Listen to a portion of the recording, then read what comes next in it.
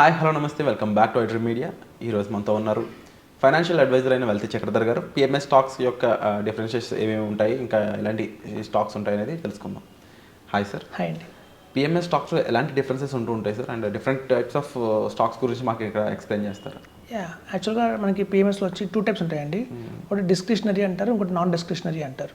అయితే discretionary PMS ఏంటంటే చూద్దాం. డిస్క్రిషనరీ పిఎంఎస్ అంటే ఏంటంటే ఫండ్ మేనేజరే తన ఓన్ కాల్ తీసుకుంటాడండి, ఏ స్టాక్స్ కొనాలి, ఏ ఫండ్స్ కొనాలి అని చెప్పి. సో మొత్తం ఫండ్ మేనేజర్ రెస్పాన్సిబిలిటీ అయితే మొత్తం డిస్క్రిషనరీ అంటారు. ఈ నాన్ డిస్క్రిషనరీ వచ్చేసరికి ఏంటంటే కొంత మనం కూడా పార్టిసిపేట్ చేయొచ్చు. అంటే ఆయన ఇన్వెస్ట్మెంట్ చేస్తారు, ఏదైనా కొంచెం మార్పు చేయాలన్నా కూడా మనకు అవకాశం ఉంటుంది, మనం కూడా సజెస్ట్ చేయొచ్చు. జనరల్గా ఏంటంటే నాన్ డిస్క్రిషనరీ పిఎంఎస్లో వచ్చేసి మనకి మ్యూచువల్ ఫండ్స్ ఎక్కువ ఉంటాయండి. చాలామంది తెలుసు మ్యూచువల్ ఫండ్స్లో మనం డైరెక్ట్గా ఇన్వెస్ట్ చేసుకుంటాము, కానీ అలా కాకుండా ఏదన్నా మంచి ఆప్షన్ ఉందా వేరే అనుకుంటే మనకు నాన్ డిస్క్రిషనరీ పిఎంఎస్లో కూడా ఆప్షన్స్ ఉంటాయి.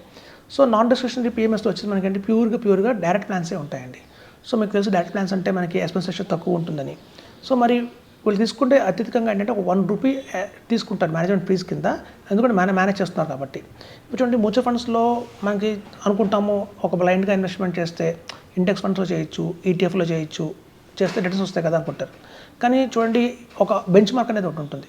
సో ఈ బెంచ్ మార్క్ని మించి రిటర్న్స్ ఇచ్చేవే మనకి ఫండ్స్, కొంచెం బెస్ట్ ఫండ్స్ ఉంటాయి. ఇప్పుడు చూడండి, ఈటీఎఫ్స్కి ఇండెక్స్ ఫండ్స్కి మ్యూచువల్ ఫండ్స్కి డిఫరెన్స్ ఏంటంటే ఇవి ఒక ప్యాసివ్ ఫండ్స్ అంటారు. ఈటీఎఫ్ అంటే మనకి ఇండెక్స్ ఫండ్స్.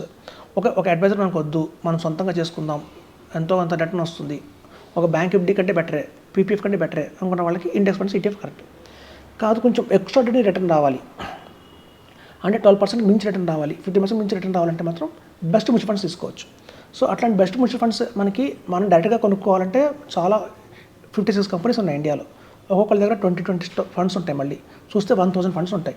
అందులో large cap, mid cap, small cap, multi cap, thematic, మళ్ళీ కాంట్రా ఫండ్స్, అలాగే మనకి పిఎస్సి ఫండ్స్ అని, డిఫెన్స్ ఫండ్స్ అని చాలా ఉంటాయి.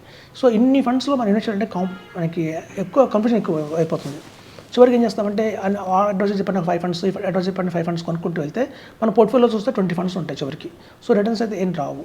సో మీకు తెలిసి ఇందులో time is most important. Time ఎప్పుడు మనం వేస్ట్ చేసుకోకూడదు. సో మనం వెల్త్ మీద ఎక్స్పెరిమెంట్ ఎప్పుడు చేయకూడదు. వెల్త్ మీద ఎక్స్పెరిమెంట్ చేయకుండా ప్రాపర్గా ఇన్వెస్ట్మెంట్ చేసుకుంటేనే వెల్త్ అనేది క్రియేట్ అవుతుంది.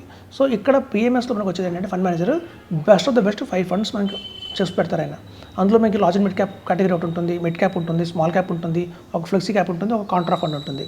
అలా రికమెండ్ చేసిన ఫండ్ మేనేజర్ ఏదైతే 5 ఫండ్స్ ఉన్నాయో అవి కాకుండా ఏదైనా మార్చాలి.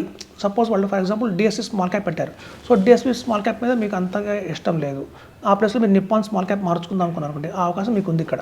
సో మేము నాన్ డిస్క్రిషనరీ పిఎంఎస్లో మనం చెప్పొచ్చు ఫండ్ మేనేజర్కి, మాకు instead of DSC small cap replace చేయండి, ఎదర్ క్వాంట్ స్మాల్ క్యాప్ కావచ్చు, ఎస్బీఐ స్మాల్ క్యాప్ కావచ్చు, నిప్పాన్ స్మాల్ క్యాప్ కావచ్చు. సో వాళ్ళు వెంటనే కనుక ఆ ఫండ్ని రీప్లేస్ చేస్తారు. సో ఇక్కడ మన రోల్ కూడా చాలా ఇంపార్టెంట్ ఉంటుంది. So out of 5 funds 2 funds మనం కూడా చెప్పినట్టుగా వాళ్ళు మారుస్తారు. సో అలా మనం ఇద్దరు కొలాబరేషన్లో వెళ్ళేదే ఇది. సో ఎప్పటిదాకా మనకి ఆ 1% మేనేజ్మెంట్ ఫీజు ఉంటుందంటే మన పోర్ట్ఫోలియో ఎప్పుడైతే 2 crores దాకా ఉంటుందో అప్పుడు. వన్స్ మన పోర్ట్ఫోలియో 2 crores దాటింది అనుకోండి, అంటే పెట్టింది 50 lakhs, ఆఫ్టర్ 7 or 8 years ఆ 2 crores అయింది అనుకోండి, అక్కడి నుంచి మేనేజ్మెంట్ ఫీజు వచ్చి 0.50% ఉంటుంది. 50 పైసలు, చాలా తక్కువ. సో మన కార్పస్ పెరుగుతున్న కొద్దీ కూడా మన ఎక్స్పెన్స్ రేషియో అనేది తగ్గిపోతుంది, ఇందులో మేనేజ్మెంట్ ఫీజు తగ్గుతుంది. సో అట్లా కూడా మన లాభం పొందొచ్చు.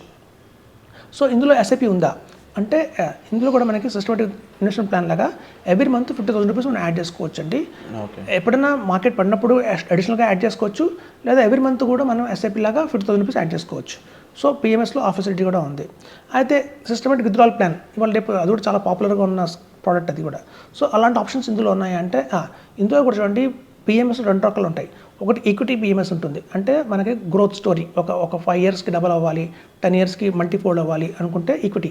అలా కాకుండా మనం విత్డ్రా చేసుకోవాలంటే మాత్రం సిస్టమేటిక్ విత్డ్రాల్ ప్లాన్లో బ్యాలెన్స్ అడ్వాంటేజ్ ఫండ్స్ ఉన్న పోర్ట్ఫోలియో కూడా ఉంటుందండి. అందులో పెడితే 5 బెస్ట్ బ్యాలెన్స్ అడ్వాంటేజ్ ఫండ్స్ వస్తాయి. అందులో కొటక్ కావచ్చు, డిఎస్పీ కావచ్చు, ఎడల్వైజ్ కావచ్చు, అలా బెస్ట్ ఆఫ్ ద బెస్ట్ అయితే మార్కెట్లో ఉందో వాళ్ళు ఒక 5 చూసేసి పెడతారు. ఇక్కడ మీ చాయిస్ ఉంటుంది, ఇంకో 2 మార్చాలంటే మనం మార్చుకోవచ్చు.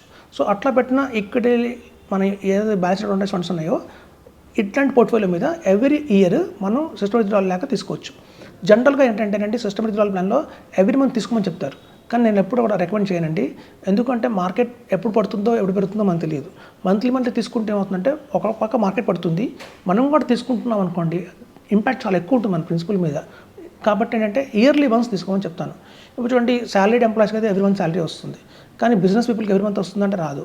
అగ్రికల్చర్ వాళ్ళకి ఎవ్రీ మంత్ వస్తుందంటే రాదు, 6 monthsకి ఒకసారి వాళ్ళకి ఇన్కమ్ వస్తుంది.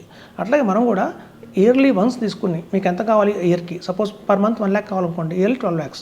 సో ఆ ఇయర్లీ 12 lakhs ఒకసారి డ్రా చేసి పెట్టుకున్నారు అనుకోండి పక్కన, దాన్ని మీరు వాడుకోవచ్చు సంవత్సరం అంతా. సో నెక్స్ట్ ఇయర్ మళ్ళీ కావాలంటే మనం తీసుకుంటాం. అలా చేయడం వల్ల ఏంటంటే ఈ షార్ట్ టర్మ్ క్యాపిటల్ ట్యాక్స్ని తప్పించుకోవచ్చు ఫస్ట్ ఆఫ్ ఆల్. ఇంకోటి ఏంటంటే ప్రిన్సిపల్, మీకు ఎగ్జాంపుల్ చెప్తాను. మా ఇంట్లో కరివేపాకు చెట్టు ఉందనుకోండి, ఆ కరివేపాకు చెట్టులో మనకి ఏదైనా సాంబార్ పెట్టేటప్పుడు కరివేపాకు రెమ్మలు 2 తెంపుకుంటాం. చెట్టుకి ఏం ప్రాబ్లం లేదు, చెట్టు బాగానే ఉంటుంది. తుఫాన్ వచ్చింది అనుకోండి, తుఫాన్ వచ్చి చెట్టు రిగిపోతుంది. అంటే తుఫాన్ వచ్చి చెట్టు రిగిపోయింది, మనం కూడా కరివేపాకు రేపులు గీస్తాం అనుకోండి, చెట్టు కాస్త పోతుంది. సో అట్లాగే సిస్టమేటిక్ ప్లాన్ కూడా మార్కెట్ బాగా డౌన్ అయింది అనుకోండి, డౌన్ అయినప్పుడు మన ప్రిన్సిపల్ కూడా చాలా తగ్గుతుంది. ఆల్రెడీ మనం 1 కోటి రూపాయలు ఉన్న మన ఫండ్ 70,000 లక్షలకి పడిపోతుంది. మనం ఇంకా తీస్తున్నాం అనుకోండి, మళ్ళీ గ్రో అవ్వదు అది. సో కాబట్టి అంత ఇంపాక్ట్ ఉంటుంది. సో కాబట్టి అప్ డౌన్ మార్కెట్లో బాగానే ఉంటుంది, సిస్టమేటిక్ ప్లాన్ ఎవ్రీ మంత్ తీసుకోవచ్చు.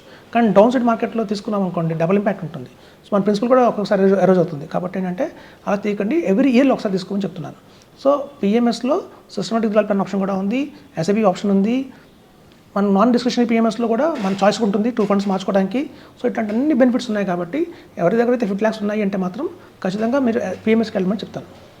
అండ్ ముఖ్యంగా సార్, పిఎంఎస్కి మనం డెసిషన్ తీసుకున్నాక మీరు అంటున్నారు ఎవ్రీ ఇయర్లో వన్స్ ఒకసారి తీసుకుంటున్నారు, నో ప్రాబ్లం.